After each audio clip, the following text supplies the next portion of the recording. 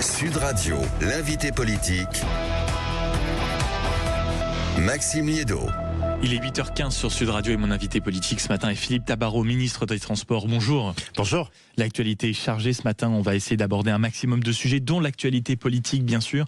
Mais ce qui domine, c'est ce qui s'est passé du côté d'Alès. 3 jeunes qui meurent dans leur voiture tombés dans une piscine. L'un avec des tests positifs à l'alcool et aux stupéfiants. Mais derrière le véhicule, une quantité importante de bouteilles de protoxyde d'azote qui ont été retrouvées. Visiblement était-il sous cette influence, l'enquête nous le dira. Mais est-ce qu'il n'est pas temps que la France prenne ce sujet au sérieux ?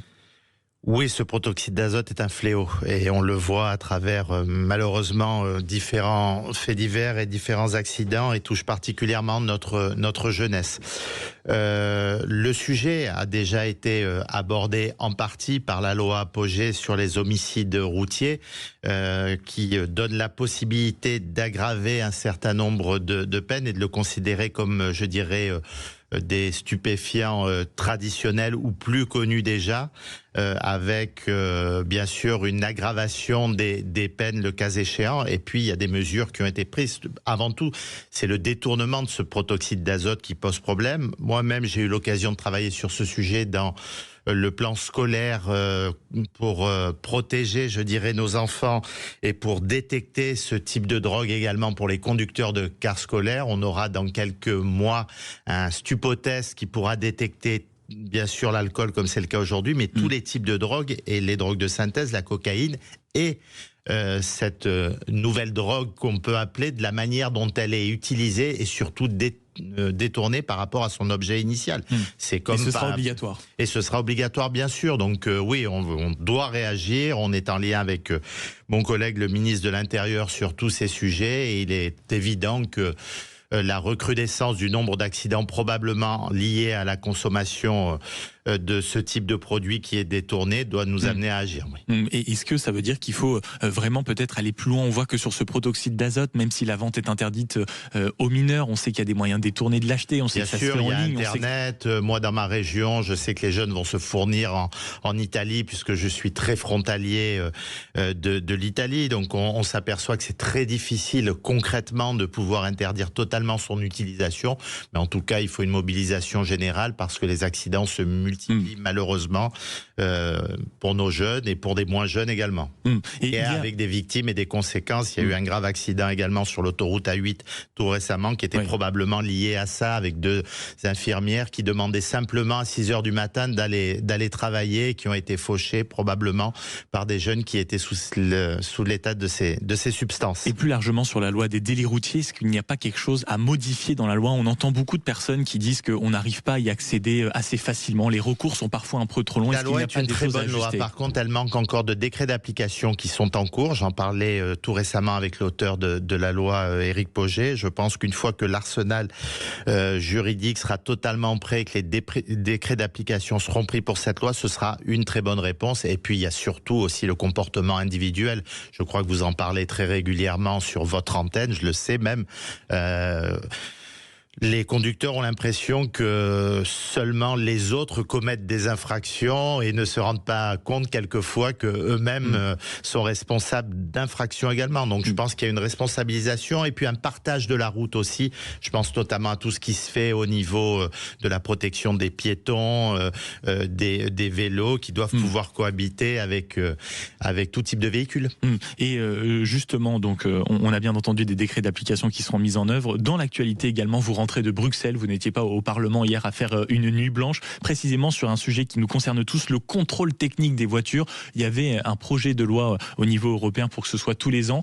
C'est terminé, ça restera tous les 2 ans. Il n'y a pas un risque que cela devienne annuel.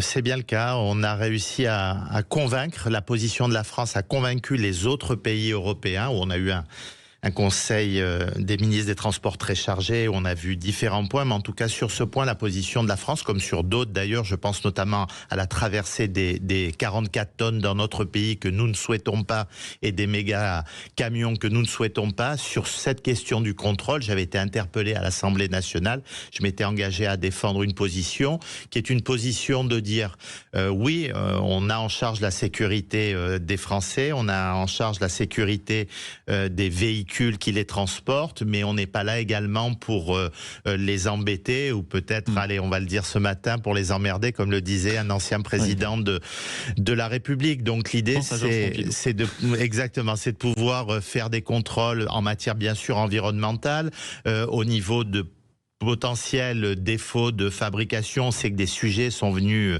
dans l'actualité sur la question des freinages fantômes, la question bien sûr qui m'obsède très régulièrement, qui est la question des airbags Takata. Tout ça fait que nous avons besoin de ces contrôles, mais qu'un contrôle tous les 2 ans me paraît suffisant. Quand on sait que les véhicules ont 11 ans de moyenne d'âge, je pense que c'est la bonne manière, plutôt que d'un contrôle tous les ans qui aurait pénalisé les automobilistes les plus modestes, parce qu'un contrôle technique, ça a un coût financier aussi. Ça c'est sûr, et donc la régularité une fois tous les 2 ans a été choisie. Puisque ça semble, là aussi il y a besoin de contrôle, et puisque ça semble être l'une de vos obsessions, vous venez d'en parler, c'est les fameux airbags Takata. Encore cette semaine, un automobiliste de 23 ans est décédé visiblement à cause de ce airbag. Il y avait déjà près de 2 millions de véhicules qui ont été recensés en France avec des problèmes liés à ces airbags. Aujourd'hui, quand on voit la série noire qui continue, où en sont ces contrôles-là ? J'ai pris une décision très difficile en arrivant à mon ministère, parce que je dirais que peut-être que d'autres n'avaient pas pris l'ampleur de la gravité de ce sujet.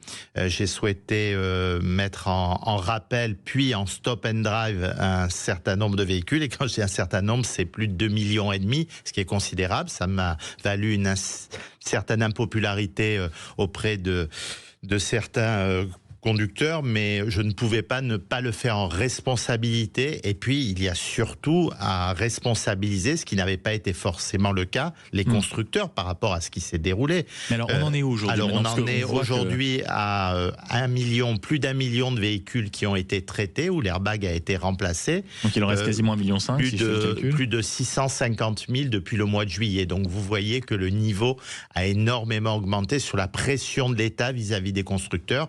Une pression qui est une pression financière également. On va leur demander un certain nombre de comptes, comme le font d'ailleurs les victimes à travers différentes procédures.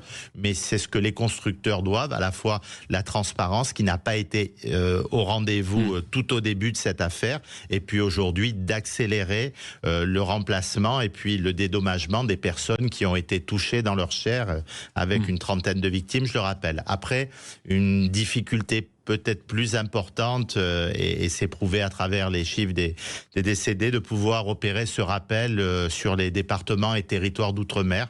On voit que la pub continue sur tous les médias pour rappeler la dangerosité de ces airbags Takata. Et puis, ce que je fais aujourd'hui, je profite de votre antenne parce que vous êtes très écoutés par les automobilistes.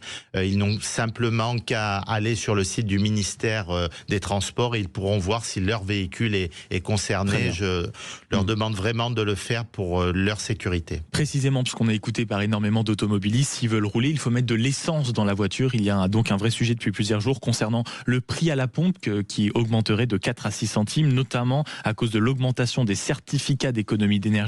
Hier, à votre place, il y avait le ministre de la Transition écologique, Matthieu Lefebvre, qui a dit en réalité, si on ne veut pas que les prix augmentent, on va taper du poing sur la table et demander en réalité aux pétroliers de ne pas augmenter leurs prix. Bon, est-ce que c'est quand même pas très réaliste ? Est-ce qu'il ne faut pas assumer tout simplement que les prix vont augmenter ? C'est pas la question, je dirais, de ces C2E, comme on les appelle, de ces mesures pour pouvoir permettre un certain nombre d'économies d'énergie et d'investir notamment sur la transition, sur le leasing social qui est un grand succès dans notre pays, ou sur d'autres mesures. Bon, c'est une taxe de toute façon. En tout cas, cette taxe, elle ne doit pas être prise sur les personnes qui vont faire leur plein d'essence, mais sur les marges des pétroliers qui sont suffisamment importantes pour qu'elles puissent le faire. Donc comment on fait ? Attendez, concrètement, c'est-à-dire que vous demandez... Concrètement, on doit garder cet objectif écologique et de pouvoir permettre de réinvestir... Et directement sur les dividendes des pétroliers ? Ou sur la marge des pétroliers ? Non, sur la marge, clairement sur la marge, et on sait qu'il y a de la marge par rapport à il y a quelques mois où la marge avait été beaucoup plus réduite.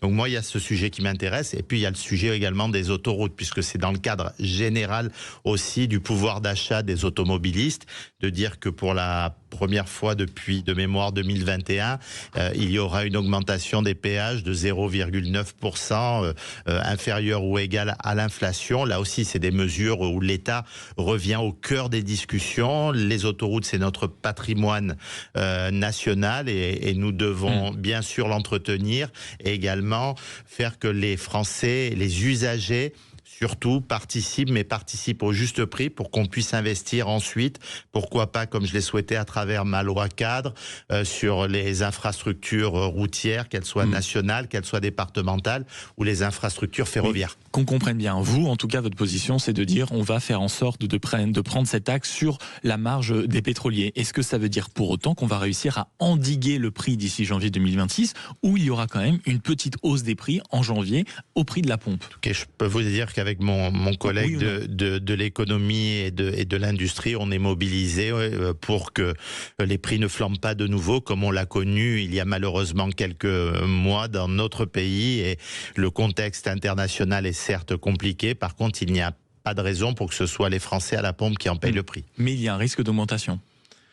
On verra si on arrivera, je dirais à ce bras de fer. Vous ne nous avez pas habitué à beaucoup de langue de bois. Non, j'ai pas de langue de bois. On est écouté par beaucoup d'automobilistes. Sincèrement, on sait que les budgets sont réduits. Vous pouvez peut-être nous dire si oui ou non il y aura augmentation. Je ne suis pas en mesure d'anticiper. Moi, je peux vous parler de l'augmentation minime de 0,9 sur les autoroutes parce que c'est dans mon périmètre. Après, ce qui va se passer au niveau des pétroliers, je peux vous dire qu'on a l'obsession du pouvoir d'achat des Français et qu'on va tout faire pour que l'augmentation ne pénalise pas un certain nombre de concitoyens qui n'ont pas d'autres moyens que d'utiliser leur voiture, même si on fait beaucoup pour le transport et notamment le transport en commun.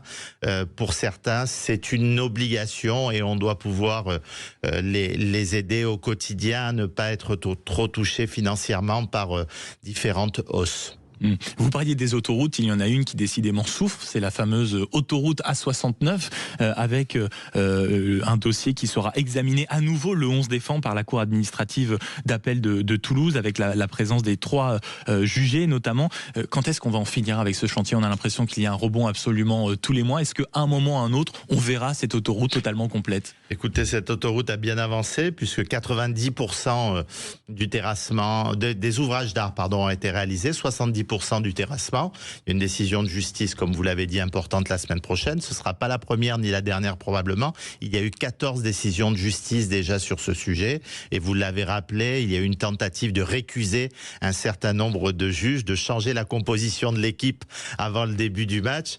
Et le tribunal n'a pas retenu cette demande. Il y a certaines personnes qui veulent, par des actions violentes et d'autres par des actions plus juridiques ou judiciaires, essayer d'empêcher ce chantier. Ce chantier, il est indispensable. Il est indispensable pour le Tarn, il est indispensable pour la région Occitanie et il est indispensable pour l'image qu'on envoie dans notre pays, de se dire est-ce qu'on est encore en capacité aujourd'hui de faire des routes, des autoroutes, des infrastructures ferroviaires dignes de ce nom et dignes du grand pays qu'on est. C'est ça qui se joue un tour du côté de l'Assemblée nationale, Philippe Tabarot, où se joue visiblement l'avenir peut-être du gouvernement avec ce budget de la sécurité sociale. L'Assemblée qui hier a réussi à trouver... L'avenir du gouvernement est moins important pour nous que l'avenir de la sécurité sociale notamment qui se jouera mardi prochain et en partie sur le volet recettes probablement dans la journée. Donc, mais la méthode de Sébastien Lecornu, comme on l'a vu hier sur la hausse de la CSG avec un compromis, c'est la bonne? Il s'y tient, c'est la bonne. Donc pas d'utilisation de 49.3, vous faites pas partie des gens qui disent on s'est privé d'un outil constitutionnel? Il l'a confirmé, il reste sur cette position. J'ai été parlementaire, on a tous les parlementaires de l'Assemblée du Sénat frustrés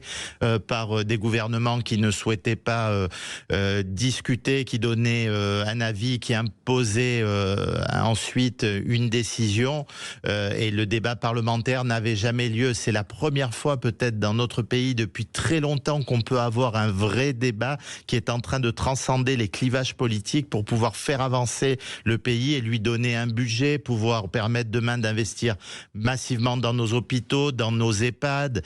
Donc tout ça, on a besoin d'un budget pour le faire, de la sécurité sociale et puis Ensuite, avant le 23 décembre, moi j'ai besoin d'un budget dans mon secteur des transports pour pouvoir commander des trains de nuit. J'en ai Quand besoin. Ça transcende les partis, Bruno Retailleau, qui était notamment à ce micro à votre place mercredi, même Édouard Philippe ne semble pas excessivement convaincu non plus. Ça ne vous a pas échappé que tant Édouard que Bruno ont peut-être d'autres pensées qui dépassent le vote de mardi et qui peut-être seront présidentielles dans les mois ou dans les années à venir. Moi je sais qu'on est au travail au niveau du gouvernement, avec les parlementaires de tous bords pour donner un budget à la sécurité sociale et pour donner un budget à la France. Merci beaucoup Philippe Tabarot d'avoir été avec nous ce matin. Vous avez tous vos points, vous, sur votre permis ? Oui. Tous ? Oui. Il y a vraiment quelques années, j'en avais perdu 1 ou 2 qui me sont revenus automatiquement, mais je respecte plutôt... même totalement le code de la route, et je suis quelqu'un de très prudent en voiture par philosophie, mais des fois par crainte, donc la vitesse ne me grise pas. Et donc toutes les règles mises en place, pour vous, ce n'est pas de l'assistanat. Vous avez certainement vu la sortie de Louis Sarkozy qui considère que toutes les règles, ce qui tue les automobilistes, c'est l'assistanat. Je soutiens Louis sur son combat pour gagner la mairie de Menton, sur les mesures qu'il souhaitait prendre en matière de sécurité routière. Je n'en ai pas suffisamment discuté avec lui pour me prononcer, et je ne les ai pas toutes analysées, mais en tout cas... C'est pas irresponsable de dire ça ? Je ne le jugerai pas sans connaître et sans en avoir échangé avec lui sur ces sujets. Il mène un beau combat à la mairie de Menton sur la sécurité routière. Écoutez, on va essayer de s'en occuper au niveau du ministère avec mes collègues de l'Intérieur, mais ce qui est évident, c'est qu'il faut faire quelque chose. Les chiffres, à part au mois d'octobre, mais de ces derniers mois, ne sont pas bons en matière de sécurité routière, et moi je ne me résous pas de recevoir des SMS le matin sur mon portable en m'annonçant qu'il y a eu tel ou tel accident mortel. Ça doit redevenir une grande priorité nationale. Et vigilance encore aujourd'hui sur les routes où sont annoncés du froid, du verglas et de la neige. Merci beaucoup définitivement Philippe Tabarot d'avoir été mon invité ce matin sur Sud Radio. Il est 8h32 dans un instant. 0826 300 300. Faut-il changer les règles pour mieux se défendre chez soi ? Le cas du garagiste dans l'Isère provoque énormément de réactions. Une cagnotte a été ouverte, plusieurs dizaines de millions d'euros récoltés, mais la plateforme a décidé de fermer cette cagnotte qu'elle trouvait quand même légèrement indécente. Quel est votre avis ? Vous avez le Standard et le camarade Manu qui vous attend. 0826 300 300. À tout de suite.